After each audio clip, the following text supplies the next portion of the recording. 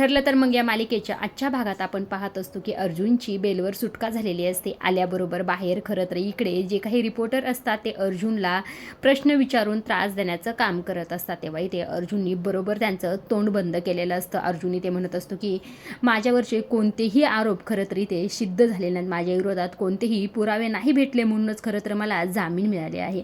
शिवाय मी कोर्टात अजून 2 संशयित दाखवून दिलेले आहेत, त्यांचीसुद्धा चौकशी लवकरात लवकर होईल आणि मी निर्दोष सुद्धा हे लवकरच सिद्ध होईल असं इथे म्हटल्याबरोबर पत्रकारांना चांगलंच सडेतोड उत्तर देत असते. ती म्हणत असते उद्या आपण इथे भेटूच आणि उद्या तुम्ही आम्हाला अभिनंदन सुद्धा कराल असं इथे सायली म्हटल्याबरोबर आता सायली आणि अर्जुनचा इतका आत्मविश्वास पाहून इकडे मात्र प्रियाला फार टेन्शन आलेलं असतं. प्रिया स्वतःच्याच मनाशी म्हणत असते की यांचा एवढा कॉन्फिडन्स कसा वाढला, म्हणजे हे त्या संतोषपर्यंत पोहोचले तर नाही ना, त्यांना काही कळलं तर नाही ना. काही कळण्याआधी खरं तर मला संतोषला जाऊन भेटलं पाहिजे, त्याला धमकवलं पाहिजे, सगळ्या गोष्टी केल्या पाहिजे, पण मी कसं करू, कारण की मी जरी गेले भेटायला तर इकडे अश्विन आणि अर्जुन सायलीला नक्कीच संशय येईल, माझ्यावर काहीतरी केलं पाहिजे असंही ते प्रिया स्वतःच्याच मनाशी म्हणत असते.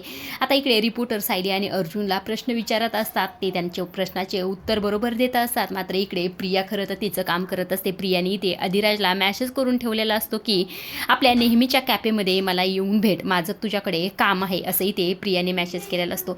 आता इकडे दुसऱ्या टेन्शनमध्ये आलेला असतो आणि ते मेहपतला म्हणत असतो तो दीक्षित तुला नक्कीच सोडवेल, पण माझं काय रे, तू जास्त दिवस इथे नाही टिकणार, पण मला खरं तर इथे मरेपर्यंत नाही चढायचं असं इथे म्हटल्याबरोबर मेहपत म्हणत असं ये नाग्या, अरे तो दीक्षित म्हणला ना तुला सोडेल, उगं डोक्याला कशाला शॉट देतोस, नको टेन्शन घेऊ, तुला तो नक्कीच सोडेल असं इथे म्हटल्याबरोबर नागराज म्हणत होतो पण कसं सोडणार तो मला. इथे मेहपत म्हणत असतो मी इथनं एकदा बाहेर पडलो ना, खरं तर कुणाच्या नाड्या कशा कशा मी दाबू शकतो हे तर तुला चांगलंच माहीत आहे असं इथे म्हटल्याबरोबर नागराज म्हणत असतो तो वकील काय म्हटला माहिती ना तुला, ऐकलंस ना तू, तो म्हणाला की इथून मला बाहेर काढणं जरा कठीण आहे, तो कोर्टात खरं सिद्ध करणार आहे की हे सगळं काही माझ्या सांगण्यावरनं तू केलेलं आहेस, ह्या सगळ्याचा मास्टर माइंड मी आहे आणि मी हे सगळं काही तुला सांगितलं असेल तर खरं तर मी इथून कसा सुटेल सांग बरं, माझी सुटका कशी होईल असं इथे म्हटल्याबरोबर मेहपत म्हणत लयच कोर्ट करायला लागलं रे नागे तू, कुणी सांगितलं तुला जज सोडणार आहे. तेव्हा इथे नागराज म्हणतो असतो काय म्हणतोस तू असं,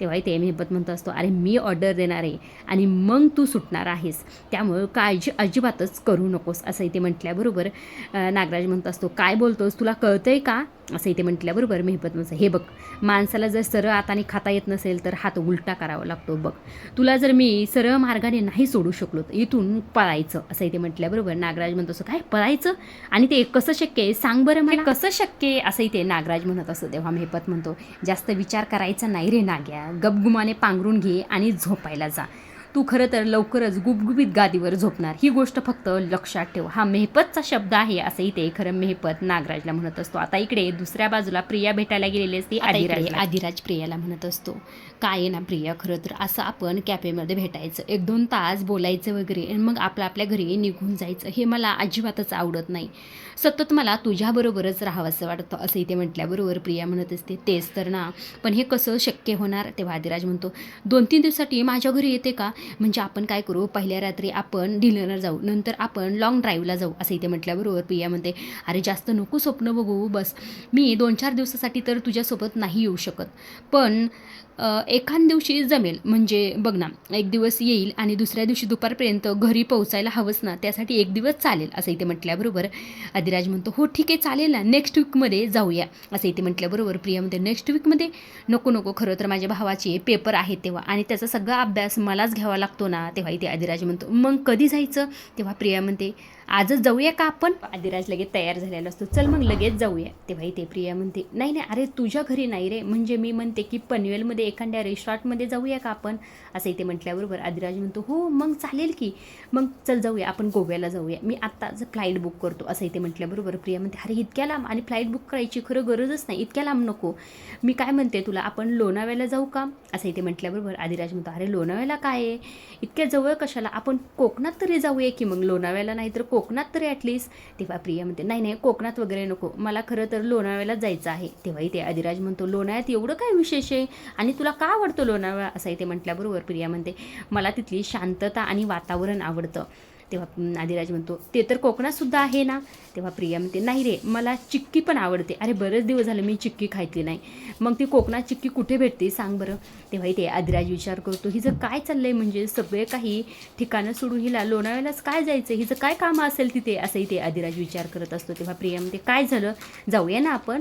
तेव्हा आदिराज म्हणतो हो नक्कीच जाऊया, तू एक काम कर, तू घरी जा, बॅग वगैरे घेऊन ये, आपण जाऊया मग. तेव्हा प्रिया म्हणते नाही नाही घरी वगैरे नको, उगाच संशय यायचा, मी फोन करून सांगते घरी, आपण आजच निघूया, आत्ताच निघूया, असं इथे म्हटल्याबरोबर आदिराज म्हणतो हो हो ठीक आहे चालेल, आपण रस्त्यातच करू तर 1 दिवसाची खरेदी वगैरे करू, शॉपिंग करू आणि मग जाऊया, माझे 2-3 कॉल संपवतो आणि आपण लगेच निघूया, असं इथे आदिराज म्हटलेला असतो. प्रियासुद्धा म्हणते मी घरी फोन करून कळवते असं म्हणून आदिराज बसणं बाजूला येते आणि ते अश्विनला कॉल करते. इकडे प्रिया खरं अश्विनला चांगलंच घोळात घेते बरं का. अश्विनला म्हणत असते हॅलो अश्विन, अरे माझ्याकडे एक छान न्यूज आहे तुझ्यासाठी, असं इथे म्हटल्याबरोबर अश्विन म्हणतो काय बरं तर मी काय न्यूज आहे. तेव्हा इथे प्रिया म्हणत असते काय ना, खरं तर एक वेडिंग गाऊनची कंपनी आहे, त्या कंपनीला आम्हाला डिझाईन पाठवायची आहे, तर माझ्या कंपनीने माझी डिझाईन त्यांना पाठवलेली आहे आणि त्याचं आज प्रेझेंटेशन आहे. हे ऐकल्यानंतर अश्विन म्हणतो वा ही तर चांगली गोष्ट आहे. तेव्हा प्रिया म्हणते हो ना, पण खरं तर आम्हाला बँगलोरला जायचे ते प्रेझेंटेशन देण्यासाठी, मग तुला सुद्धा जावं लागेल का, असं इथे अश्विनी म्हटल्याबरोबर प्रिया म्हणते हो ना, आमच्या मॅडम तर म्हटल्या आजच जावं लागेल आणि त्यांनी तिकीटसुद्धा बुक केलेले आहे. तेव्हा इथे अश्विन म्हणतो हे सगळं काही मीटिंग वगैरे आधीच ठरवल्या जातात ना, अशा अचानक कसं काय, असं इथे अश्विनी म्हटल्याबरोबर प्रिया म्हणते नाही ना रे, म्हणजे क्लायंटप्रमाणे आम्हाला नाचावं लागतं, हे तर तुला चांगलंच माहिती आहे ना, पण तुला सांगू का ही खूप मोठी ऑर्डर आहे, हे कॉन्ट्रॅक्ट जर आम्हाला मिळालं ना तर या सगळ्यांचं क्रेडिट कुणाला मिळणार माहिती आहे का तुला, असं इथे म्हटल्याबरोबर अश्विन म्हणतो सो तन्वी अश्विन सुभेदार यांना, बरोबर आहे ना, असं इथे म्हटल्याबरोबर प्रिया शांत होते बरं का. आता इकडे आदिराजनी खरं तर सायलीला फोन करून सगळं काही सांगितलं. आदिराज सायलीला म्हणतो असतो की वहिनी खरं तर मी आणि प्रिया लोणावळ्याला चाललो. तेव्हा सायली म्हणते हे अचानक कसं काय. तेव्हा इथे आदिराज म्हणतो हो ना अचानकच, म्हणजे आपलं ठरल्याप्रमाणे तिला म्हटलं की 3-4 दिवसासाठी माझ्या घरी जाऊया. तेव्हा ती म्हटली नको नको आपण लोणावळ्याला जाऊया.